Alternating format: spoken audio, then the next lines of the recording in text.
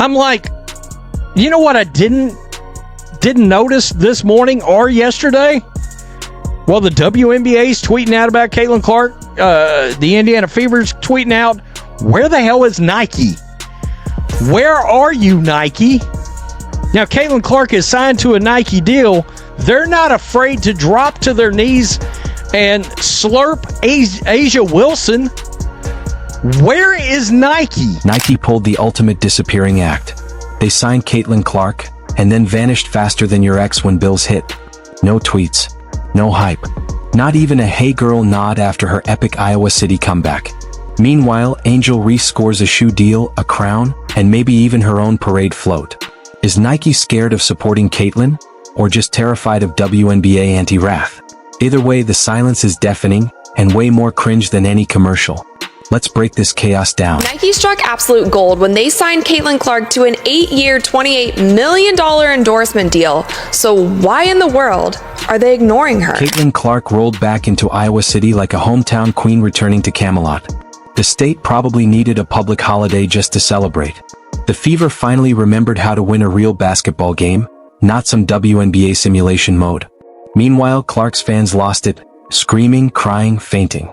The Caitlin cult had officially taken over Nike. Has there ever been a bigger ball drop in the history of athletes than what they have done with Caitlin Clark? Do they not understand? I know damn good and well they got analytics, and I will continue to say the reason this is happening is they're scared of the old WNBA fandom. Nike's woke as hell. Let me just keep it real.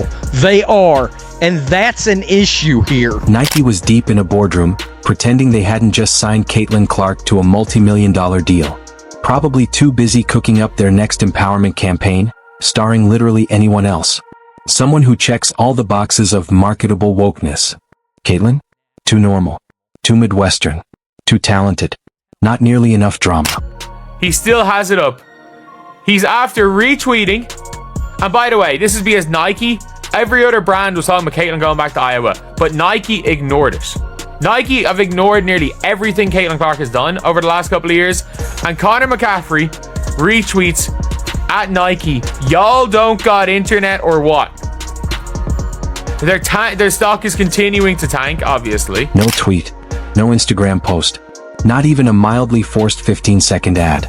No recycled shoe campaign with a slapped-on slogan like, she's built different. Caitlin's return to the city where she turned college basketball into a full-blown Taylor Swift-era tour? Nike was quieter than a library at 3 a.m. April of this year, Caitlin signed an 8-year deal with Nike for up to $28 million. A super cheap contract they'll make a killing off of with a signature shoe. But despite winning unanimous WNBA Rookie of the Year, they've got no plans for a Caitlin Clark shoe. Why not? Well, the official reason from Nike is an obvious lie. What are they hiding? Well, Caitlin originally signed an NIL deal with Nike when she blew up in college. She was so popular. Caitlin was the most recognized college player in the country by far. Twice as much as second place Angel Reese. 4 times more than the most popular men's player. Meanwhile, in the universe where Nike actually cares, Aya Wilson basically owns every shoe they make.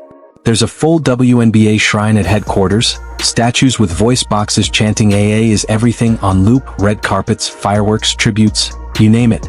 They'd probably rename the cafeteria menu after her before acknowledging Caitlin even made it back to Iowa. And that Nike commercial for Caitlin?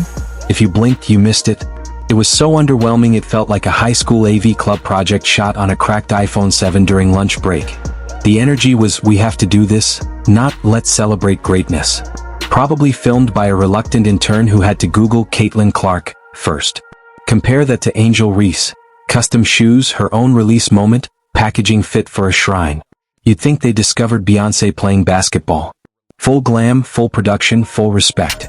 Make no mistake, the very people that are mad at all you Caitlin Clark fans, Nike doesn't want to make mad. I will give the WNBA credit because I think they didn't want to make them mad last year. I think the WNBA, to a point, has said, F it. We're putting her up. We've got to put her up. She is this league, the entire league.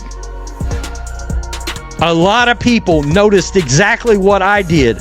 how in the world, as it sets at 12:08 p.m. Central Time, has Nike and at Nike Basketball, have they not posted a fudging thing? And then there's Caitlin, the golden child of women's college basketball, a walking NCAA record book. Nike gave her the equivalent of a soggy Happy Meal toy. They've put more effort into failed Snurs app updates than promoting the most anticipated rookie debut in WNBA history. And don't even get me started on Nike's social media team.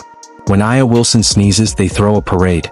If she waves at a bus stop, they drop a limited edition wave-like AA hoodie.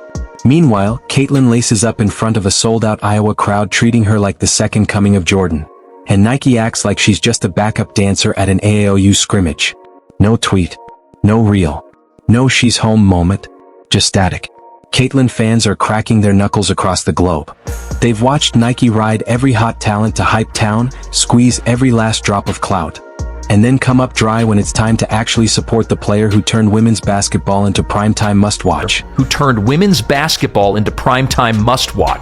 Now, you would think with this being such a big game for Caitlin, her returning to her alumni in Iowa, and her hitting that massive logo 3, the logo 3 during the game, that some of her sponsors would want to show her support on social media, do any sort of marketing to uplift her and uplift their brand. And one who did do that was Gatorade. They tweeted a photo of her and they said, "Real home court advantage. Welcome back to Iowa, Caitlin Clark." Now, one of her lead sponsors that was noticeably quiet yesterday was Nike. And a lot of people were tweeting about this. They were wondering, why isn't Nike and Nike Basketball, why are none of their accounts saying anything about this? Yes, it's a preseason. Caitlin's fans didn't just notice Nike's silence, they obliterated it.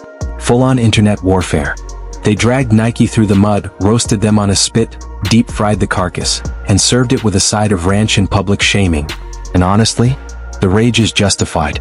For a company that built its empire on loud, flashy campaigns about empowerment and inclusivity, Nike's handling of Caitlin Clark has been underwhelming.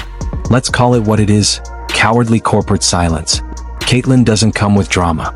She's not throwing shade on Instagram, feuding with other players, or dropping TikTok diss tracks. She's not viral in the scandalous, algorithm-friendly way. She's talented, consistent, record-breaking, game-elevating. But apparently that's not spicy enough for the engagement gods. Nike seems to have caught that same vibe. Their silence speaks volumes. No controversy, no culture war clout, no full Nike treatment.